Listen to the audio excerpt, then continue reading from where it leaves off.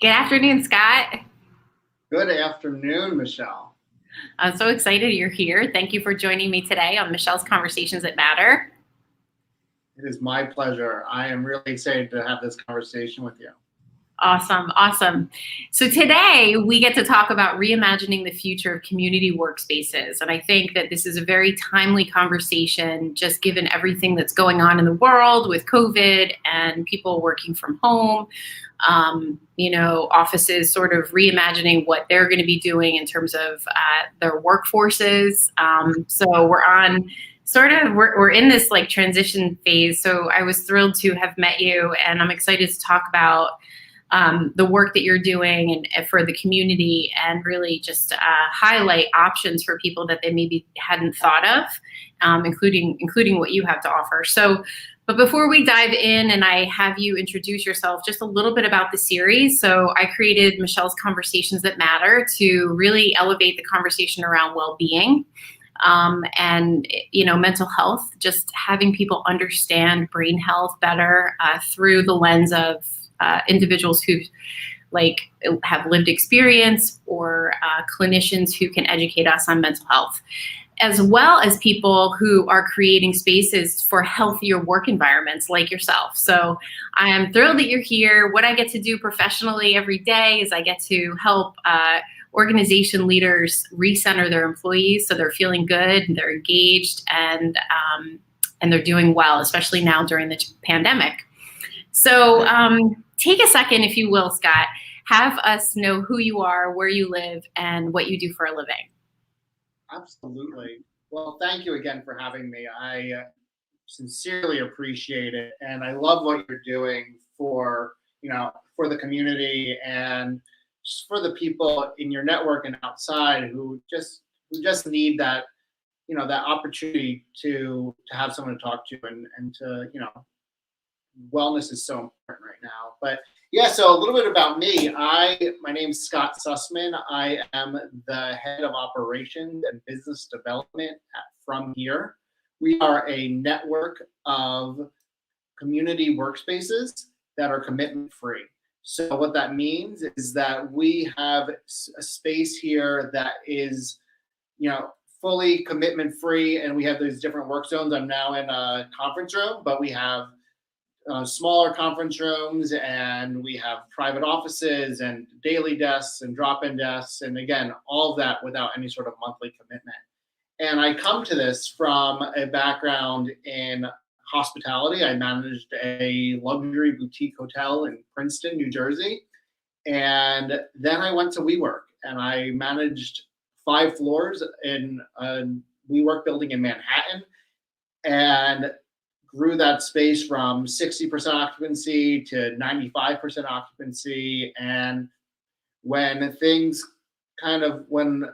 didn't go as well there as I had planned, I wanted to try to figure out what's next. I met my business partner, Snake Kadakia, and she had this idea, and I met her almost as in an advisor type of role, but decided that we would partner. And here we are. It's kind of that hospitality play on co-working. And our first location is in Plainfield, New Jersey. Our second one will be in Princeton Junction. And then from there, we have grand plans to keep going and franchise. And, we're going to see where it goes. But we're really focused now on creating a spot that, our key words here are comfort, safety, and productivity. I love that. And as you're talking, life unfolds in my world, and my doorbell rings, and my dogs go nuts. So, how many people can relate to working at home and having these types of things happen when you don't want them to happen? That's, for me, I shared with you when we met, one of the frustrations for me is sometimes I just want to step away from my home office. I love my home office. It provides me with a lot. I don't want to go to a coffee house because there's a lot of noise there, and a lot of people are working. And so that's why I'm excited about your solution, because you can drop in, you could grab an office, you could have dedicated quiet time, you can focus. But I'll let you tell the world about that in a second. But anyway, so that was just a real life experience of what's happening in my world, and you can still hear them barking. Anyway, so I have a really cool story I want to share with people, and I shared this with my cousin. I love how we met because we met so organically, and I love the work that you were doing. That I feel like the universe, there's no mistakes in why you meet certain people in the world. So when we sat down, I had met you randomly on LinkedIn. I was curious about your work, and just because the workplace is such a very important focus of mine. And then I met you in person, and I looked across the table at you when we were meeting for the first time, and I was like, I know this guy, I met him. And so the way we met initially, well, we didn't actually meet, but the way I know you was in July, I did the New Jersey State Triathlon, and I was in the pavilion waiting for the first waves to go out because I was like in the middle. And I remember looking over and seeing you there and seeing you surrounded by your wife, your children, your parents, and there was just so much love and enthusiasm around the fact that you were getting ready to do this race. And I will let people know sort of, your physical condition, but I was so moved by that. And then when I sit across the table and start talking to you, I'm like, I know you. Like, I saw you at the race. So we have that really cool connection. So you have a physical disability. Could you share with the world a little bit about what that is and how you do not let anything stop you? You were doing a triathlon. So tell us about that. Yeah, that story. I mean, I caught a lot of people after I met like the most amazing woman and blah blah blah, and she saw me at the race, and so it was, I had been training a lot for this race, and it's just, that whole culmination of being with my family and having them kind of send me off on that first swim. It was, you saw us at a really special time. And so I'm glad you noticed, and it really does make the world so much smaller. But yeah, so for me, I have a genetic condition called hereditary spastic paraplegia, which I was just diagnosed with in 2019 when my son started showing similar symptoms. But in 1987, when I was 2, dating myself a little bit, but I was diagnosed with cerebral palsy, and so have always walked with canes. I use a wheelchair for longer distances, and have always been quite competitive and not let my disability define who I am and what I do and how I do it. I was the captain of my rowing team and my swimming team in high school. And after that, didn't really know how to find the team and how to start competing and do something that's, athletic. And especially now with my son who has the same condition that I do, I really wanted to find a way to kind of inspire and show him that no matter what we're dealing with, we can beat it. We can go out there. We can make a difference and be a part of this community. And yeah, so I swim, and then I have a hand cycle, and I use my wheelchair for the run. And funny, we were also signed up to both do the LBI triathlon last weekend, which I competed in. And you did. It's something that I've really taking a liking to, and getting out there and trying to, show people that, it's great fun for me, but to, through the comments and, while people are riding and people are screaming, great job. And it makes you feel really good. It makes you go a little bit faster. So that's awesome. It's awesome that you found races. I get the same kind of high when I do races as well. So it makes sense, but I love that. It's such a great example for your son. And you said something to me when we met, like that you want him to not think that can't is in his vocabulary or something, right? Something like that. Can is not an option. Yeah, he's way more competitive than I am, and he's only 5, but he hates to lose more than he likes to win. So he gets intense. He plays soccer. He wears his leg braces. He gets out there. He just hustles, and I'm so proud of who he's becoming.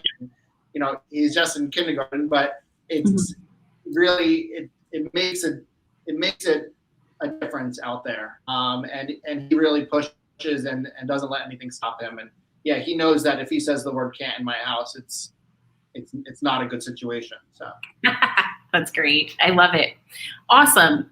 Let's talk about your space, the space that I saw you, that I met you in there, your first space. The second one you said is coming in Princeton. But tell us a little bit about this space that you've created, what you were out to accomplish when you set it up, and just have people understand sort of what it's about. I mean, the one thing I can tell you is I felt a sense of I was there pre finish of construction, and it already felt very intimate and warm. The moment I walked in, what you've created based on your expertise is really amazing. It shows your hospitality background, your WeWork background. So tell us a little bit about what you've created and why you wanted to create it.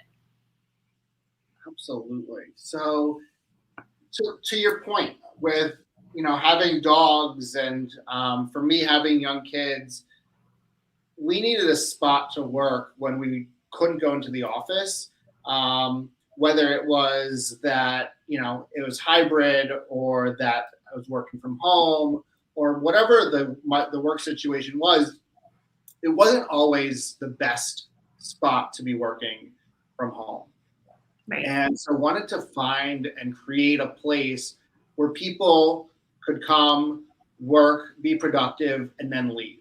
Come, do your meetings, and leave. It's not a place where, it's just, your office and you're there all day and you're just trying to find things to do to stay busy.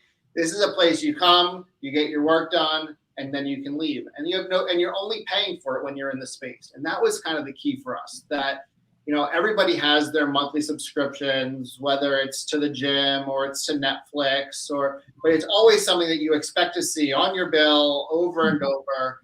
And it almost makes you feel like you have a commitment to it. Yeah. Our space is really focused on giving you a spot to work when you need it.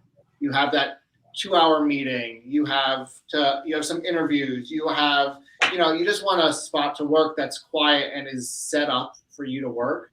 Mm-hmm. And that's really what we are trying to do in creating. And as you bring up hospitality, the big thing for us is, because it's not a subscription model and you're not committed to coming back, it's on us as an organization to make sure that we create an experience for you when you're in this space that makes you want to come back. And so we are extremely gracious, and our gratitude for people who just trust us to walk through the door. It's the key. It's everything for us, because then it's on us to make sure that experience is good enough that makes you want to come back, because otherwise you have no need, you have no nothing bringing you back other than your desire to be back here. And for us, community and experience and creating a spot that makes people feel something, that makes it, that's memorable, that's positive, that is a spot that is a place where they got done. That's on us to create that, and that's what we're so excited about bringing this to life. That's awesome. Yeah, I love that, because it's a different mindset. I think when, as a work from home person, when I go to like a coffee house, their primary goal is to sell coffee, and then there's spaces for you to sit, right? Your approach is different. It's like the reverse. But on the flip side, you've partnered with a coffee roaster. So I saw your kitchen, and do you want to tell us a little bit about, that when you come and the sort of the perks of spending time there? Absolutely. So yes, coffee and work is very important. It goes hand in hand. People don't work without coffee. And so yes, we partnered with Aficionado Coffee Roasters out of New Jersey. They are in many high-end restaurants. They were actually in the luxury hotel and restaurant that I used to manage. Mm-hmm. And the coffee that they roast comes specifically from specific farms in different countries. We know exactly where they're coming from, and each coffee comes with a story. And that is something that was really powerful to us. And yeah, so complimentary coffee, we have tea, we'll have fruit water, those type of things that just enhance the work experience Yeah. are must-haves for us. And on top of that, we do have other amenities that just make your work experience better.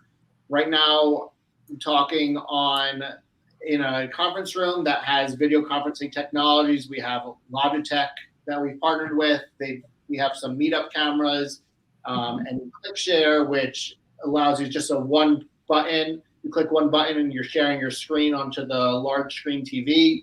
Mm-hmm. And our daily desks are really special. They have height adjustable desks and ergonomic chairs and secondary monitors. And we also have personal private offices that you can rent that have a secondary monitor as well. So we really learned in designing this space that when people are working from home and from the office, they've found really that secondary monitor is key for them. Yeah. And so we did make sure that we have secondary monitors in our private offices and on our daily desks. Mm-hmm. And then when it comes to safety, I'll talk a lot about safety and about comfortability, but safety means a lot when it comes to a workspace. And I think a lot of that comes from wireless internet. So we have Cisco Meraki, which is the firewalls that they use in hospitals, so that that when you're in our space, your data and everything on your computer is yours. It is comfortable and it is safe and it's fast. So that's something that we really are focused on, that when you're in our space that you feel safe, and that means that your data is safe as well. Mm-hmm. When you check in at the front desk, you'll be given a login information that will, you'll just go onto the Wi-Fi, you put in your specific token, and then you have internet while you are signed in. So that's awesome. We're really focused on creating a spot that's turnkey. Whether you're tech savvy or you've never heard of co-working space, we are a spot that is focused on you and giving you a great spot to work. I love that. The other thing I found very appealing about your space is how affordable it is. You already talked about the fact that you don't require a subscription, but it's super affordable for like an hour to use a room. I think, I don't know, was it what was it? I don't know. I saw $12 and I was like, $12? Like $12 to like work here for a little bit of time and go home? Like, who can't afford that? That's like brilliant. Yeah, so pricing is something that's really important to us, and it is going to be across the board. So whether you're here in Plainfield or you're in Princeton Junction, that the pricing is going to be consistent across the board. The pricing starts actually at $8 an hour for our drop-in desks, which are our community desk. It's a bar height table where you have a chair and you have plugs and a place to just put your computer down and work. Mm-hmm. An hour that you were speaking about, that is private offices. So you go in, we're behind you, you have your own desk, you have your own secondary monitor. That's only $12 an hour. We have it's very reasonable. And, for us, it's about making sure that people have a spot to work where they can get things done. And that cost is not prohibitive to that. We have small meeting rooms, which we're calling our collaboration pods. Mm-hmm. We have 2-person ones, that's $25 an hour, and then our 4-person ones are $50 an hour. Mm-hmm. Then we have a desk, which are our daily desk, which you can rent for the whole day. We're open from 8:30 in the morning to 5:30 p.m. Monday to Friday, and those are $40 for the entire day. So that's awesome. I guess as I follow the trends and sort of what I am privileged to work with a lot of different HR leaders and communicate with a lot of different HR communities. It's really amazing how there are really 3 options, right? In the face of COVID, employees are going to stay working from home. They're going to be forced to go back into the office, whether or not they're comfortable with it, or there's going to be a hybrid. They're going to be able to work from home and then they're going to be able to go into the office. So I love this because a leader can say, let's grab a room at this location for whatever and be able to get a meeting in person if they feel comfortable. Now talk to us about how clean and how concerned you are about keeping the space sanitized, because that is, I think that's like on everyone's mind. Like, how am I going to be sure I'm going to feel safe, that I'm not, breathing other people's, germs and stuff. Yeah. So COVID has certainly been the biggest hurdle, the biggest thing on our mind in everything that we've done. Not just from like the delays in the construction that it's caused, but everything in our space we've been able to design around COVID. And each of our conference rooms, each of our private offices or personal pods, they have their own HVAC ductwork in the space. So we are always thinking about recycling air. Same thing with the space, the open space. It is all about recycling air, getting clean air in and old air out. We have air purifiers in each of the private offices as well. We really are focused on making sure that people are comfortable. When people walk in, we have partnered with a company called Pop ID. It will take your temperature. It will ask you some questions. We ask that you do wear a mask when you come in, and then once you're seated, that you may take your mask off and work like that. And then we have built in 10 minutes between each meeting in those private offices to get in there, scrub that down, disinfect, and make sure that when the next people that come in, you have a clean space that is focused on where you can just focus on your work and not worry about getting sick and things like that, because it's really the key for us. Because what COVID has done in the workspace, as you said, is those three options. And for those people who are commuting 5 days a week, for the most part, none of those people are going to be commuting 5 days a week ever again. Yeah. And how do we offer a spot that people can come in when they're working from home and they just need that spot for a couple hours to get out of their house and do work because they're not going to the office and their home situation is just not conducive to working, and they just want that change. Yeah. I say that I get cabin fever. I mean, I love, my space. I love my animals, but sometimes I just have cabin fever and I need to be out. I need to be making, connections and, talking to people face to face. Even if I have to wear a mask, there's just something about that. So I love what you're doing. I think it's so important. So what are you most excited about for the future? What's your vision? I know you mentioned earlier you want to see this grow. You have two, this site and then the other site. I mean, you want to franchise. What are you excited about for the future of this? The topic of our conversation is community workspaces. And what I'm really excited about is the community. Getting involved, getting to know the community, creating a spot where the community is proud of what we're bringing to town.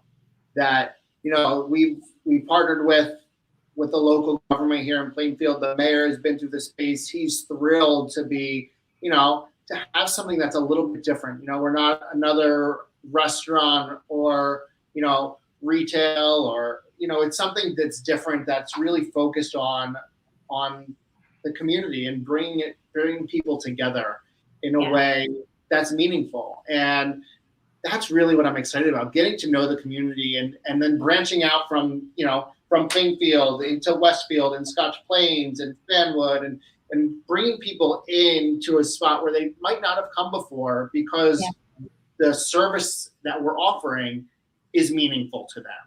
Right. And so really that's, and right, the growth there's so much excitement in that. And that the same thing comes down to like, how can we become a really good part of each community? How do we become the work, eat, play goal of every community that, once you're here, you're working for a couple hours, but what restaurant's really good? Where can we tell you to go grab lunch? Where can we tell you, across the street, they have one of the top 30 donut places in New Jersey. Those are the types of things that you're not going to know about if you're not from this community. And how can we enhance that community and bring everybody up? That's really what we're looking forward to. I love it. I think I went to one WeWork in Manhattan, and I was overwhelmed by the size of it. No disrespect to WeWork. I was like, oh my God, this place is massive. And I think that what makes your space so special is it's a decent size, but yet it's still very intimate. And I think it lends itself well to what you want to create around bringing community together. And I think it's great. I mean, was that your goal? Keep it sort of a good size for that? Yes, in looking for spaces, our thought was really to be between like that 2,500 and 5,000 square feet of space. And so within that, we had the opportunity to really make it intimate, but make sure we knew who's in the space, that we knew their names, that while they were here, they were having a good experience. And because of the model, and it's not just offices, and it's your company is here, and this is where you come to work every day. You need more space to do something like that, and that's why the WeWorks grew and grew and grew, because the companies need to take up a little bit more space. But what we're trying to do is, it's the turnover of people. It's like coming in for a meeting, leaving, and making sure that we have people coming in right after you to create that space. So you don't need as much space for this type of model. But this is a new model. This is a disruptive model that's coming. There's a couple places that are doing similar things in the cities, but in the suburbs, there's nothing like it. Right. And really, our goal is, look, we can do a 3,500 square foot one in Plainfield, but then can we do a 2,500 square foot one in Westfield once we get too busy here? Like, it gives us the opportunity to really grow and be agile in everything that we do. I love it. I love it. What's next for you, Scott? How many races you got on the calendar? I have two bike races coming up over the next 2 weeks. I am doing 32 miles for a local charity. And then I'm doing a marathon in Baltimore for Kennedy Krieger Institute, which I went to physical therapy, intensive physical therapy 2-week program there, and they asked me to be on their bike team, and so that's how I really got into hand cycling. And so I have within 2 weeks I'm gonna put on about 70 miles. So it's gonna be a lot. I don't know how prepared I am for it. I've been really focused on the swimming and running portion as well. So we'll see. I'm looking forward to it, though. Just to get out there and go fast and be with friends and so great and just work out. It's exciting. So I'm looking forward to it. So we have your website. One second. We have your website at the bottom from here today. People can go and check you out there. I encourage people to check it out. I encourage you to stop by and check out the space as an option. If you live in Union County and you're looking for a place to go that isn't a coffee house, and you actually, want to settle in for a couple of hours, just go and look at the space and see what it's like, and see if you could see yourself there for a few hours a week, just to change it up a little. About me, I don't have anything on the calendar, just so you know. I don't have anything booked on the calendar for races yet. Maybe, I don't know. We'll see. Excellent. And then to your point about people coming in, yes, please come in. We're happy to give you a tour. And then with the code WELCOME with an exclamation point, your first day is free. Through the 2021, your first day is free, up to $40. Put in code WELCOME with an exclamation point. Go onto the website. You can book. And you can book any of the spaces, and we look forward to having the opportunity to welcome you and create this opportunity and this experience to make a difference, to give you a spot to work. And like I said, we don't have commitments, but what we do have is we do sell discounted bulk packages.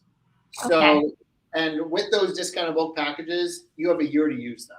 So if you want to spend $500, then you get $580 worth of credits that then you're going to be able to use for over the course of a year. So again, staying away from that monthly commitment as much as possible. I love it. Love it. So great. Awesome. All right, my friend. Well, thank you so much for giving me some of your time and sharing what you're up to and sharing with the community what they can, about your space and they can check it out. I'm grateful to have met you. I think you're just a wonderful human being and an inspiring one. So thank you for just who you are in the world. And thanks for giving me some of your time today.